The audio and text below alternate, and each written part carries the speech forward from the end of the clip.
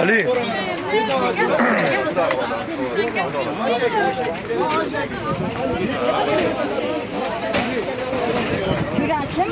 Şuraya da sen görüntü alın. Arıyorum abim.